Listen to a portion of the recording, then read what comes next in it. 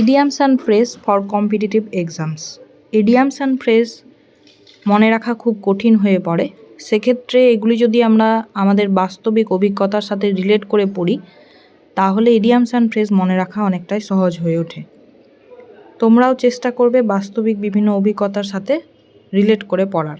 হবসন্স choice থেকেই আমাদের কাছে কোনো কিছু অ্যাকসেপ্ট করা অথবা অ্যাকসেপ্ট না করার ব্যাপারটা চলে আসে, অর্থাৎ accept or leave the offer, Hobson's choice.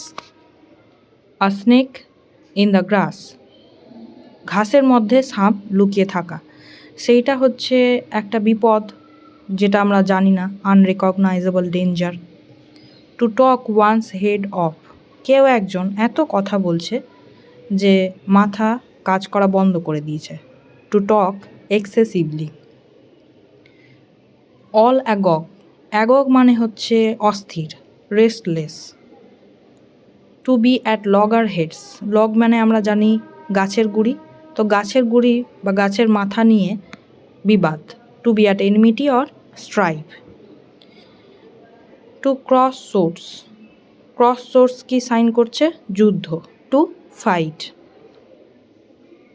A close shave, a narrow escape. এটাকে তোমরা কিভাবে রিলেট করছো তা কমেন্টে আমাকে জানিও। To turn over a new leaf, to change the old habits and adapt new ones, নতুন পাতা উল্টাচ্ছি এবং তার সাথে আমাদের ওল্ড হ্যাবিটগুলো চেঞ্জ করে নিউ ওয়ান্সগুলো অ্যাডাপ্ট করছি। To hold something in leash মানে হচ্ছে শিকল দিয়ে কোনো কিছু ধরে রাখা বা আটকে রাখা। আর রেস্ট্রেন মানে সংযত বা সংযমী হওয়া, টু রেস্ট্রেন। ভালোই রিলেট হচ্ছে, বোঝা যাচ্ছে তো? এইভাবে কিন্তু তোমরা রিলেট করে পড়বে। A fair crack of the whip মানে হচ্ছে চাবুকে ফাটল ধরেছে, অর্থাৎ আর অত্যাচার করা যাচ্ছে না, তার মানে একটা ভালো পিরিয়ড অফ ইম্পর্টেন্স। ভালো লাগলে লাইক অ্যান্ড সাবস্ক্রাইব করবে এবং আরও, তাহলে আমি ভিডিও দিতে উৎসাহিত হব।